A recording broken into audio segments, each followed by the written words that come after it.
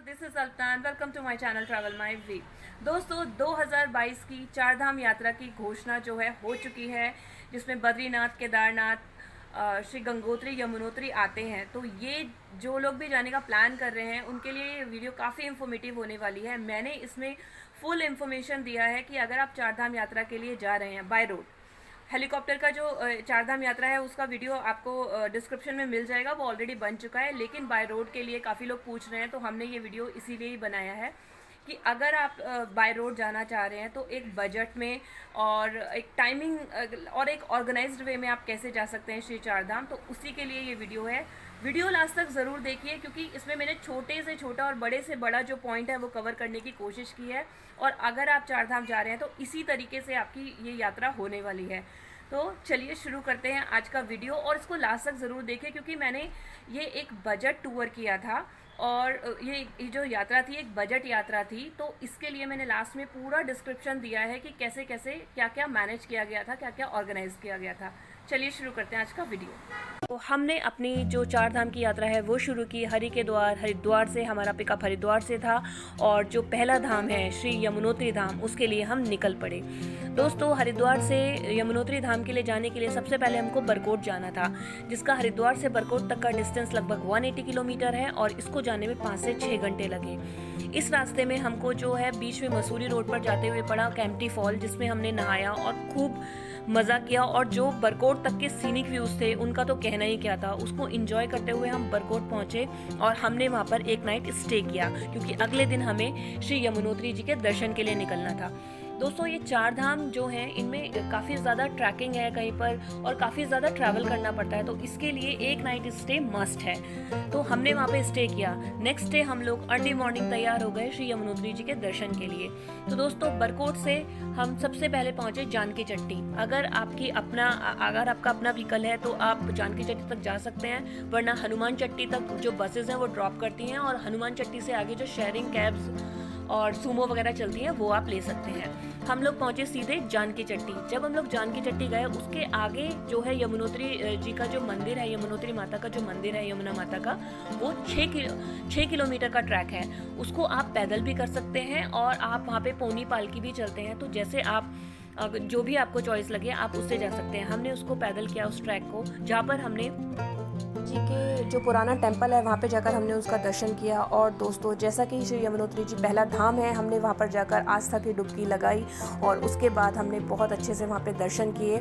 और यहीं से शुरू होती है मोक्ष की प्राप्ति, जो कि पहला धाम है। वहाँ पर जो घूमने के लिए है वो है दिव्यशिला, सूर्यकुंड, शनिदेव मंदिर भी है वहाँ पे, काफ़ी सुंदर मंदिर है वो। और दोस्तों जो दर्शनों का टाइम है वहाँ पे सुबह के 6 से 8 बजे तक होता है, तो आप अच्छे से वहाँ पे ट्रैकिंग करके दर्शन कर सकते हैं। और वहाँ पे थोड़ा समय बिताने के बाद जानकी चट्टी से होते हुए हम वापस चले बरकोट की ओर। तो यहाँ पूरा होता है हमारा पहला धाम। हम चलते हैं अपने दूसरे धाम की तरफ, जो कि है श्री गंगोत्री धाम। तो उसके लिए हमें बरकोट से सबसे पहले उत्तरकाशी आना होगा। बरकोट से उत्तरकाशी तक का जो डिस्टेंस है वो लगभग 85 किलोमीटर्स है। तो इतनी जो ट्रैवल करने के बाद हम उत्तरकाशी में स्टे करते हैं, जहाँ पर हम जो फेमस मंदिर है काशी विश्वनाथ, उनके दर्शन करते हैं और उनकी कृपा को प्राप्त करते हैं। उसके बाद हम उत्तरकाशी में एक नाइट स्टे करते हैं और नेक्स्ट डे अर्ली मॉर्निंग हम जाएंगे गंगोत्री धाम के लिए, जो कि उत्तरकाशी से लगभग जो गंगोत्री का डिस्टेंस है वो 99 किलोमीटर्स है। और जब हम गंगोत्री माता के दर्शन के लिए गंगोत्री दर्शन के लिए जाते हैं धाम के लिए, तो वहाँ पे हमें माँ गंगा का एक काफ़ी जो पुराना जो प्रचलित मंदिर है उसको देखने मिलता है। वहाँ की आरती काफ़ी फेमस है और जो माँ गंगा की कलकल करती धारा वहाँ पर आप देखेंगे तो आपको ये जो धाम है ये सेकेंड टाइम आपको लगेगा कि आपको मोक्ष की प्राप्ति हो रही है। यमुना मैया के बाद जो गंगा मैया के जो दर्शन हैं उनका जो एक्सपीरियंस है वो वहाँ पर जाकर ही आपको पता चलेगा। बहुत खूबसूरत दृश्य है देखने के लिए और दर्शन भी बहुत अच्छे से आप करिए वहाँ पर, क्योंकि एकदम जो प्योर जो जल धारा है वो आपको वहाँ पे देखने मिलेगी। उसके बाद जो वहाँ पे देखने की जगह है वो है भागीरथी शिला भैरव घाटी। और दोस्तों वहाँ पर गोमुख भी है, जहाँ से जो कि गंगा जी का उद्गम स्थान है। वो लगभग 19 किलोमीटर का ट्रैक है और उसके लिए आपको फॉरेस्ट डिपार्टमेंट से जो है परमिशन लेनी पड़ती है। तो उसके लिए अगर आप जाना चाहते हैं तो उसके लिए आपको एक दिन एक्स्ट्रा निकाल के ही चलना पड़ेगा, क्योंकि वो ट्रैक काफ़ी लंबा है, आना जाना करना पॉसिबल नहीं हो पाएगा ये पैकेज में इतने दिनों के टूर में। तो अगर आपको वहाँ जाना चाहते हैं तो आप वो पहले से प्लान करके रखें और एक दिन एक्स्ट्रा लेके चलें। तो यहाँ कंप्लीट होता हमारा दूसरा धाम, श्री गंगोत्री माँ का धाम। अब चलते हैं दोस्तों अपने तीसरे धाम की तरफ, जो है श्री केदारनाथ जी धाम। दोस्तों, 4 धाम यात्रा में जो श्री केदारनाथ जी की जो मान्यता है वो बहुत ज़्यादा अपने में उनकी बहुत ज़्यादा मान्यता है। एक्चुअली जो लोग 4 धाम नहीं भी करते वो लोग श्री केदारनाथ जी के लिए स्पेशल बुकिंग कराते हैं। कुछ लोग सिर्फ केदारनाथ जी ही जाते हैं। तो चलते हैं अपने केदारनाथ जी की तरफ। तो दोस्तों, उत्तर काशी से सबसे पहले हम लोग आए गुप्त काशी, जिसका डिस्टेंस है, हमने वहाँ पे स्टे किया गुप्त काशी में, जिसका स्टे है 214 किलोमीटर्स। उसके बाद हमको जाना था जो केदारनाथ जी की जो ट्रैकिंग है वो काफ़ी ज़्यादा है, तो इसके लिए हम नेक्स्ट डे हम लोग ने शुरुआत की उसके लिए फिर हम गुप्त काशी से चले सोनप्रयाग की तरफ और सोनप्रयाग से गौरीकुंड की तरफ। गौरीकुंड में हमने अपना स्नान ध्यान किया, जो भी हम लोग तैयार हुए अपनी ट्रैकिंग के लिए। 15-16 घंटे की ट्रैकिंग है और इसमें लगभग 10 से 11 घंटे लग जाते हैं। वहाँ पर पहुँचने के दोस्तों बहुत सारे तरीके हैं, पोनी, पालकी और या फिर अगर आप पैदल ट्रैकिंग करना चाहते हैं तो वो भी एक ऑप्शन है। तो हमने पैदल किया था, आप जैसा भी आपको सूटेबल हो आप कर सकते हैं। दोस्तों, ये जो ट्रैकिंग है ये हेलीकॉप्टर से भी होती है, यहाँ पे शटल सर्विसेज भी हैं, जहाँ से गुप्त काशी से जो हेलीपैड है वो पर पर्सन जो चार्ज करते हैं वो लोग 8,500 रुपये जो है पर पर्सन जो रहता है वो, और फाटा सिरसी जो हेलीपैड्स हैं वहाँ से 5,000 रुपये पर पर्सन रहता है। तो अगर आपका हेल्थ इशू है या फिर आपको टाइम सेव करना है तो आप ये जो ट्रैकिंग है ये हेलीकॉप्टर से भी कर सकते हैं। 8,500 रुपये गुप्त काशी से और 5,000 रुपये फाटा सिरसी जो हेलीपैड्स हैं, वहाँ पे 3 हेलीपैड हैं, वहाँ से कर सकते हैं। तो ये भी एक तरीका है करने का। उसके बाद ये ट्रैकिंग के बाद जब हम अकबर मंदिर परिसर में पहुंचे, दोस्तों पहले 2 किलोमीटर वहाँ पे जो GMPN के टेंट्स थे जिनके बारे में बताया जाता है कि उनको ऑनलाइन बुक कर सकते हैं, दोस्तों वो फुली पूरे भरे हुए थे और वहाँ पर कोई अवेलेबिलिटी नहीं थी और ऊपर भी पूरा पैक था। एक्चुअली हम लोग अक्टूबर में गए थे तो वहाँ पे पूरा पैक था। अक्टूबर में ये हाल था तो मई जून में क्या होगा। मैंने काफ़ी फैमिलीज देखी जो काफ़ी परेशान हो रही थी और वहाँ पर जो लोकल थे वो चाहकर भी उनकी मदद नहीं कर पा रहे थे क्योंकि सब कुछ बुक था। तो अगर वहाँ पर हो गई ही नहीं अवेलेबिलिटी तो वो कहाँ से देंगे। तो इसके लिए ऐसी गलती ना करें, पैकेज लेके जाएं। और जो हमारे जो ड्राइवर भैया थे उन्होंने हमें काफ़ी अच्छे से गाइड किया कि कौन सा रास्ता कहाँ, वो हमें बीच बीच में सब समझाते जा रहे थे क्या क्या टाइमिंग है, क्योंकि वहाँ के लोकल थे तो इसलिए उन्होंने भी हमें काफ़ी हेल्प किया इन सब चीज़ों में। तो मैं आपको सजेस्ट करूँगी कि घर से बाहर निकलने से पहले बहुत अच्छे से रूट का जानकारी लेकर और पैकेज की जानकारी लेकर ही निकलें। पर पहुंचने के बाद मंदिर परिसर में जो हमारा ऑलरेडी बुक था हमने वहाँ पे स्टे किया और नेक्स्ट डे हमने श्री केदार बाबा के दर्शनों के लिए अपने आप को रेडी किया, जो कि 12 ज्योतिर्लिंगों में से एक हैं। पंच केदार में से उनको विशेष महत्व प्राप्त है और हिमालय की गोद में मंदाकिनी नदी के तट पर बहुत खूबसूरत उनके हम दर्शन कर पाए और बहुत हमको शांति मिली वहाँ पे। जो देवों के देव महादेव हैं उनके दर्शन करके। उसी के पास में दोस्तों वासुकी ताल है, त्रिजुकी नारायण है। आप वहाँ पर जाकर भी अगर आपके पास टाइम है तो जो साइट सीन्स हैं उनको देख सकते हैं। तो यहाँ पर हमारे दर्शन होते हैं तीसरे धाम के, जो था श्री केदारनाथ जी। और अब चलते हैं अपने चौथे और अंतिम धाम की तरफ, जो कि है श्री बद्रीनाथ जी।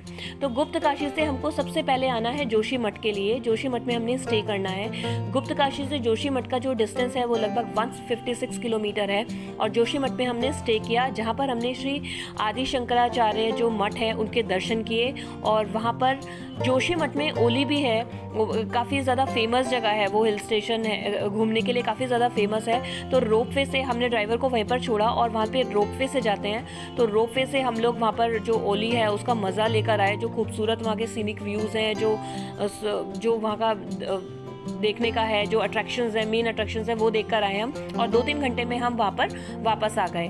तो इसके बाद फिर हम नेक्स्ट डे अर्ली मॉर्निंग के लिए बद्रीनाथ दर्शनों के लिए तैयार हो गए।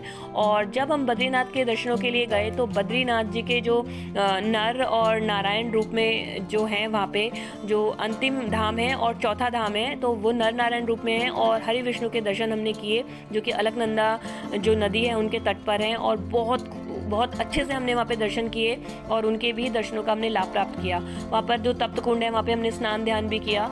और फिर वहाँ पर जो घूमने के लिए जगह है दोस्तों, वहाँ पे माना गाँव है, व्यास गुफा है, भीम पुल है, बहुत सारी साइट सीन है। अगर आपके पास टाइम है तो आप वो कर सकते हैं। तो यहाँ पर कंप्लीट होता है हमारा चौथा और अंतिम धाम जो है श्री बद्रीनाथ धाम। उसके बाद चारों धाम के दर्शन करने के बाद हम जोशीमठ से सीधे आते हैं हरिद्वार की तरफ, जहां से हमने अपनी यात्रा शुरू करी थी। ये हमारी पूरी होती है श्री चार धाम की यात्रा। अब बात कर लेते हैं दोस्तों कि वहां पर क्या चीज़ें इंपॉर्टेंट हैं और कैसे यात्रा शुरू करनी है। तो दोस्तों मैं आपको बता दूं, वहां पर जो है रजिस्ट्रेशन होना बहुत ज़रूरी है। तो आप या तो बायोमेट्रिक जो रजिस्ट्रेशन है वो ईजिली हो जाता है, तो वो आप करवा कर चलें। और उसके लिए आप कोई भी अपना ID कार्ड, आधार कार्ड या फिर ड्राइविंग लाइसेंस कुछ भी रख सकते हैं अपने पास, वो आपके पास होना चाहिए। आने से कम 2-3 महीने पहले दोस्तों, जैसा कि मैंने आपको बताया, बुकिंग करवा लें और वो आपके लिए बहुत अच्छा रहेगा। और अगर पैकेज करवा सकते हैं तो वो भी करवा लें। जैसे भी चलें ऑर्गेनाइज्ड वे में चलें, क्योंकि ऊपर जाकर कुछ भी नहीं समझ में आता कैसे क्या करना है, तो इसके लिए एक प्लानिंग तैयार रखें। 9 नाइट्स और 10 डेज़ का हमारा ये पूरी चार धाम की जो यात्रा थी, वो पूरी चार धाम की यात्रा इतने ड्यूरेशन की थी। और हमारा जो था ये जो हरिद्वार से ही पिकअप था और हरिद्वार ही ड्रॉप था। और मैं आपको एक बात बता दूं, जो हमारा ये जो पूरा पैकेज किया था वो किया था ट्रिप फ्रेमर्स ने, जो कि वहाँ के लोकल जो है ट्रैवल कंसल्टेंट हैं, काफ़ी ट्रस्टवर्दी हैं, काफ़ी पुराने हैं, काफ़ी टाइम से काम कर रहे हैं। और जो आपको इनके सर्विसेज बहुत अच्छे हैं। 24/7 जो है इनकी टीम अवेलेबल रहती है किसी भी प्रॉब्लम के लिए, और किसी भी सजेशन या फिर एडवाइस के लिए भी आप इन्हें कांटेक्ट कर सकते हैं। नंबर मैंने इनका डिस्क्रिप्शन में डाल दिया है। अगर आपको नहीं भी जाना है, इन केस अगर आपको किसी को 2 धाम जाने हैं, किसी को केदारनाथ की यात्रा के लिए, सिर्फ किसी केदारनाथ जी के दर्शन के लिए जाना है, तो किसी भी क्वेरी से रिलेटेड आप इन्हें कॉल कर सकते हैं। काफ़ी ट्रस्टवर्दी हैं और आप इनको कॉल करके कुछ भी अपना जो है पूछ सकते हैं। और अगर इनके पास पैकेजेस के जो हैं, इन्होंने हमें एक्चुअली 2-3 पैकेजेस बताए थे, जिसमें से हमने कम भी नहीं लिया और ऊपर भी नहीं लिया। और वो जो है वो वेरी करता है आप कौन से सीज़न पे जा रहे हैं। पैकेजेस सब तरह के अवेलेबल हैं, लेकिन कॉस्ट और हर चीज़ जो है वेरी करती है कि आप कौन से सीज़न में जा रहे हैं। अगर आप मानसून में अवॉइड ही करते हैं, लेकिन मई जून में थोड़ा पीक रहता है, सितंबर अक्टूबर में थोड़ा कम रहता है, अदरवाइज ऐसा नहीं, सभी कुछ पीक होता है। आप दर्शनों का जो सिलसिला है वो जारी ही रहता है। लेकिन इनके पास सब तरह के पैकेजेस हैं। अगर आपको लगता है तो आप इनसे कांटेक्ट कर सकते हैं, नंबर डिस्क्रिप्शन में है। एक्चुअली अगर आप मैं पैकेज के लिए दोस्तों मैं आपको सजेस्ट करूंगी कि पैकेज लेकर जाएं, क्योंकि अगर आप फैमिली के साथ हैं तो मैं आपको बता दूं, अगर आप ये बस से करना चाहते हैं तो बस के जो टाइमिंग्स होते हैं और जो रूट हैं वो काफ़ी फिक्स होते हैं। तो अगर तो आप सोलो ट्रैवलर हैं तो आप मैनेज कर सकते हैं इजीली, कि आप किसी भी टाइम बस पकड़ सकते हैं या फिर किसी भी टाइम स्टे ढूंढ सकते हैं। लेकिन अगर आप फैमिली के साथ हैं तो ये थोड़ा मुश्किल हो जाता है, थोड़ा मैनेज कर मुश्किल हो जाता है, क्योंकि लंबी यात्रा है, थकान लग जाती है, रश होता है, पॉसिबिलिटी होती है कि शायद ऊपर कुछ ना मिले। तो इससे अच्छा फैमिली के साथ ऊपर जाके परेशान होने से अच्छा हाथ में बजट रखें। हाथ में बजट जो भी कैटेगरी है आपकी, उसके अकॉर्डिंग आप अपना पैकेज रखें और अच्छे से एक ऑर्गेनाइज वे में दर्शन करें, क्योंकि लंबी यात्रा है और फिर हिल स्टेशन पे कुछ मिलता भी नहीं है। तो इसके लिए हम लोग ने किया था, जैसा कि मैंने आपको बताया, 20 to 25,000 हमें ईद पड़ा, जिसमें सब कुछ इंक्लूसिव था।